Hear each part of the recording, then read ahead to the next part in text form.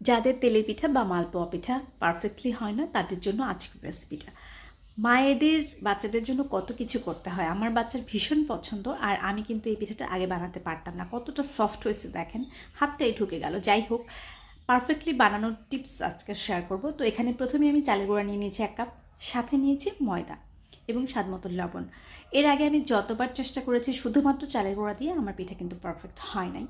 এখানে আমি ময়দা অ্যাড করেছি। ময়দা অ্যাড করার পরে আমার পিঠাগুলো ফুলকো ফুলকো এবং পারফেক্ট হয়েছে। তো আমি বলবো অবশ্যই এখানে ময়দা ব্যবহার করবেন। তারপরে গুড় দিয়ে যেহেতু করব, আমি এখানে আমার স্বাদ অনুযায়ী গুড় নিয়ে নিলাম। তারপরে ভালো করে হাতের সাহায্যে এটাকে আমি মেখে নিব, এভাবে করে 3-4 মিনিট।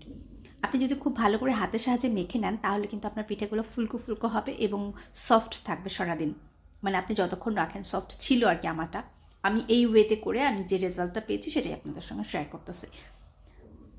তো যাই হোক, আমি হাত দিয়ে খুব ভালো করে এভাবে মধ্যে নেওয়ার পরে দেখতেই পাচ্ছেন অনেকটা লিকুইড ফর্মে চলে আসছে।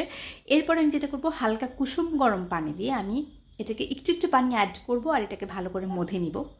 মধে নেওয়ার পরে মানে ময়দার ডোটা এরকম হবে ঠিক। আসলে বলে বোঝানো যায় না, দেখে বুঝতে হবে। তারপর আমি ঢেকে রেখেছিলাম 10 মিনিটের জন্য। 10 মিনিট পরে এসে আমি আবার হুইস্কি দিয়ে এটাকে 2-3 মিনিটের মতো ভালো মতো ফেটিয়ে নিয়েছি। এটার কারণে না ফুলকো হয় এবং খুব সফট হয়। তো আমি 2-3 মিনিট এভাবে ভালো করে হুইস্কির সাহায্যে এভাবে করে নিছি, মানে কি বলে এটাকে, মিক্স করে নিছি ভালো করে আর কি।